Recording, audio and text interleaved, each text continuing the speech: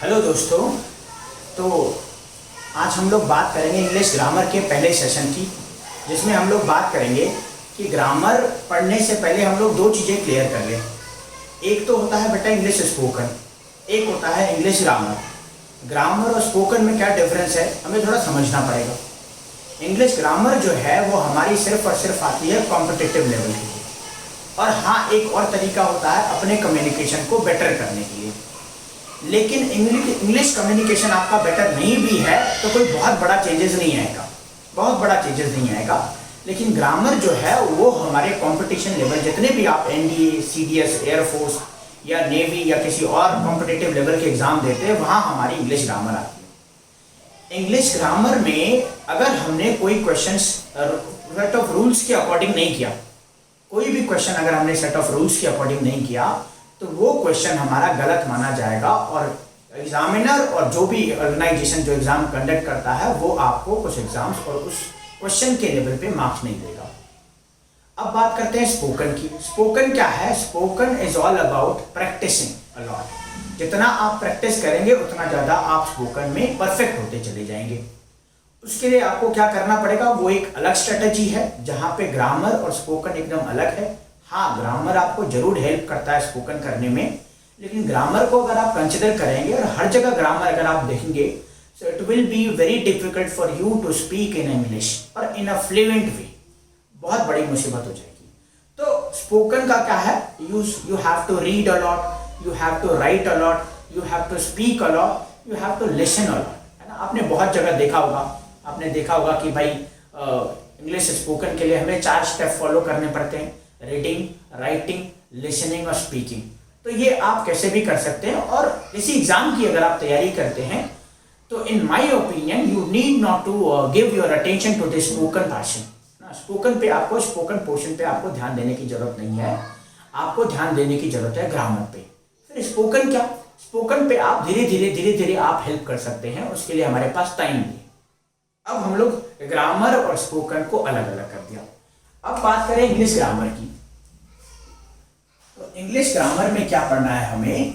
English grammar में बात करें अगर हम लोग कोई भी एग्जाम की, चाहे वो एनडीए की हो, चाहे वो सीडीएस की हो, चाहे वो एयरफोर्स की हो, या फिर नेवी की बात करें, और भी बहुत सारे एग्जाम, बैंक के जो एग्जाम होते हैं उनकी बात करें, तो उनमें हम लोग देखेंगे कि जितने भी एग्जाम हमारे इंग्लिश ग्रामर के होते हैं वहाँ पे कुछ चीज़ें हैं जो हमारे इंग्लिश के पोर्शन में आती हैं। इसके अलावा जो दूसरा सेक्शन होता है मैथ्स, जीएस या किसी और की बात करें, तो उनको छोड़ करके जो इंग्लिश की बात करें तो क्या क्या आता है हमारे इंग्लिश के ग्रामर में। सबसे पहले तो वो पूछता है बेटा पार्ट्स ऑफ स्पीच। अच्छा, पार्ट्स ऑफ स्पीच के अंदर हमारे क्या क्या आ जाते हैं? पार्ट्स ऑफ स्पीच में आता है हमारा noun, pronoun, verb, adverb, adjective, preposition, interjection, conjunction। ये हमारे पार्ट्स ऑफ स्पीच हो गए, जो कि 8 हैं। 8 तो हमारे हो गए पार्ट्स ऑफ स्पीच। तो एक तो ये आएंगे हमारे ग्रामर में, और इनके अलावा क्या क्या चीजें हमारे ग्रामर के पोर्शन में आएगी, मैं बात कर रहा हूं हर एक एग्जाम की। एनडीए, सीडीएस, एयरफोर्स, नेवी या फिर बैंक के भी बहुत सारे एग्जाम्स होते हैं, उन सब की बात कर रहा हूं। एसएससी जो हमारा बहुत फेमस एग्जाम है, उस एग्जाम में भी एक तो ये पार्ट्स ऑफ स्पीच। दूसरी बात करें पार्ट्स ऑफ स्पीच के अलावा, तो पार्ट्स ऑफ स्पीच के अलावा हमारे पास आता है आर्टिकल्स। अच्छा, ये डिटर्मिनर्स की फैमिली से बिलोंग करते हैं, तो डिटर्मिनर्स भी कहा जाता है कहीं पे, फ्यू, मैनी, और आर्टिकल्स तो 3 ही होते हैं। आर्टिकल्स के अलावा हमारे पास आते हैं, आर्टिकल्स के अलावा टाइम एंड टेंस, जिसे हम लोग कहते हैं, टेंस के नाम से भी हम इसे जानते हैं। इनके अलावा हमारे पास आता है वॉइस और नरेशन, एक्टिव वॉइस और डायरेक्ट इनडायरेक्ट जिसे हम लोग कहते हैं। तो ये कितनी चीजें हो गई? 8। ये 1 2 3 और 4, 12 चीजें ये हो गई। ये तो हो गए हमारे पार्ट्स ऑफ स्पीच, और उसके अलावा ये 4 चीजें। अच्छा, इन सब चीजों से हमारे पास क्वेश्चन किस किस तरीके से बनते हैं, क्या क्या तरीके हैं वो जिससे क्वेश्चन आता है? एक तो बेटा आता है हमारे पास एग्जाम में सेंटेंस इंप्रूवमेंट के नाम से, सेंटेंस इंप्रूवमेंट के नाम से। अच्छा, सेंटेंस इंप्रूवमेंट के नाम से कैसे क्वेश्चंस बनते हैं? एक सेंटेंस दिया हुआ रहेगा और सेंटेंस के बीच में किसी एक पार्ट को अंडरलाइन किया जाएगा। अंडरलाइन के बाद 4 ऑप्शन दिए जाएंगे कि इस अंडरलाइन वाले पार्ट में आप बताइए क्या आना चाहिए या फिर नो इंप्रूवमेंट होगा। एक तो ये सेंटेंस इंप्रूवमेंट। दूसरा हमारे पास आता है फिल इन द ब्लैंक्स।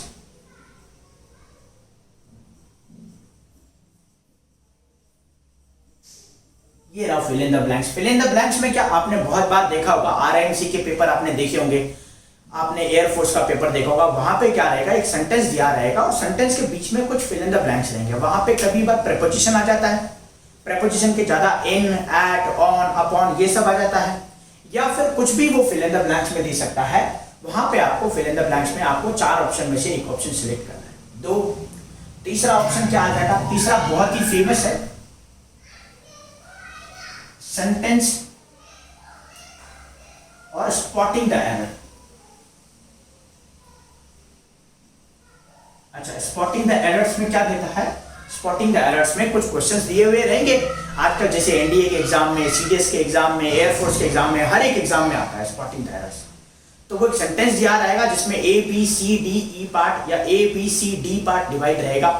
इसमें आपको बताना है कि कौन से वाले पार्ट में एरर है। कई बच्चे जो है कंफ्यूज हो जाते हैं, उनको लगता है कि ए वाला पार्ट जो मैंने ट्रिक किया है वो ए वाला पार्ट है, लेकिन वो बी पार्ट रहता है। तो कई सारी चीजें हैं, उसके बारे में हम लोग अभी डिस्कस करेंगे। अभी हम लोग सिर्फ सिलेबस के बारे में बात करें। स्पॉटिंग द एरर आ गया, और क्या क्या आ सकता है? और हमारे पास आता है क्लोज टेस्ट। शायद आपने कभी नाम सुना हो क्लोज टेस्ट का। क्लोज टेस्ट क्या होता है? क्लोज टेस्ट होता है एक पैराग्राफ। एक पैराग्राफ रहता है जिसके बीच में कई सारे उन्होंने फिल इन द ब्लैंक्स दिए हुए रहते हैं, जैसे कि फिल इन द ब्लैंक्स है, बस इसमें सिर्फ एक सेंटेंस होगा।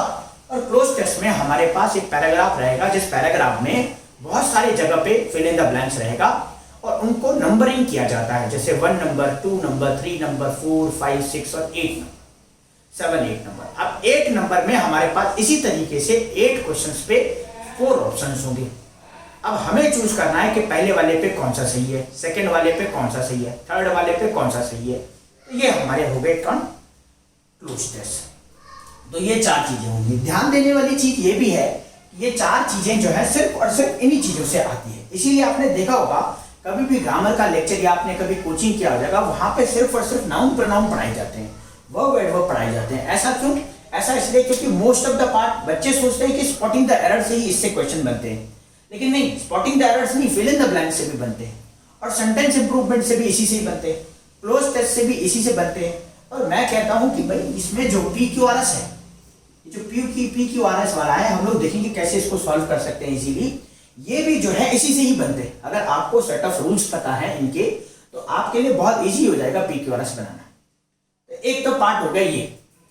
इनके अलावा और क्या क्या चीजें हैं जो हमारे एग्जाम में आती है? हर एग्जाम की बात करें तो एनडीए की फोकस की बात करें, सिर्फ एनडीए के, तो उसके बाद की एग्जाम, एनडीए के एग्जाम की बात करें तो वहां पे क्या क्या आता है हमारे पास? एक तो हमारे पास आता है क्या, प्रैक्टिस वाला जो सेशन है। एक तो हमारे पास आता है वोकैबुलरी। अच्छा, वोकैबुलरी में सिनोनिम्स और एंटोनिम्स 2 अलग अलग आते हैं। अभी एनडीए की बात करें तो 2022 में जो 2 पेपर हुए हैं या 2021 में जो 2 पेपर हुए हैं, उनमें जो है सिनोनिम्स और एंटोनिम्स का जो वेटेज था वो 10-10 मार्क्स था। 10 सिनोनिम्स और 10 एंटोनिम्स, 20। 10 आपके आ रखे थे किससे? स्पॉटिंग द एरर से 30। 10 क्वेश्चन आ रखे थे PQRS से 40 और 10 क्वेश्चन आ रखे थे आपके इडियम्स एंड फ्रेजेस पे। अभी हम उस पर चलेंगे। तो सबसे पहले तो वोकैबुलरी वाला पार्ट है। इसके अलावा अपार्ट फ्रॉम दिस वोकैबुलरी, जिसमें सिनोनिम्स और एंटोनिम्स 2 आ गए। अच्छा, वोकैबुलरी में एक और चीज आती है जिसे हम लोग कहते हैं one word substitution. One word substitution क्या होता है? बहुत सारी चीजों के लिए जब एक ही वर्ड हम लोग बोलते हैं उसको हम लोग बोलते हैं वन वर्ड सब्स्टिट्यूशन। जैसे मान लीजिए आपने कभी सुना हो कि ऐसा person, the person who is unable to pay his डेब्ट, ऐसा पर्सन जिसने अपना अभी तक कर्ज नहीं चुकाया है, that person is called insolvent. तो ये इंसॉल्वेंट जो वर्ड है वो वन वर्ड सब्स्टिट्यूशन कहा जाएगा। और ये कब आएगा, कैसे आएगा? वहां पे किस तरीके से रहेगा कि the person who is unable to pay his डेब्ट कॉल्ड, और 4 ऑप्शन आ जाएगा, इंसॉल्वेंट या आपका बोरिश या आ जाएगा पार्सिमोनियस या आ जाएगा एक्स्ट्रावेगेंट। तो आपको देखना पड़ेगा कौन सा वाला आंसर सही है। इसकी बात करें आगे, वन वर्ड सब्स्टिट्यूशन के बाद एक वोकैबुलरी ये पार्ट होगा। दूसरा हमारा होगा बहुत ही famous idioms and phrases. Idioms and phrases ये क्या होते हैं? इनको हम लोग कहते हैं मुहावरे। मुहावरे जैसे आपने सुना होगा एक तीर से दो शिकार, या आपने सुना होगा आंख का प्यारा, या आपने सुना होगा ऊंट के मुंह में जीरा।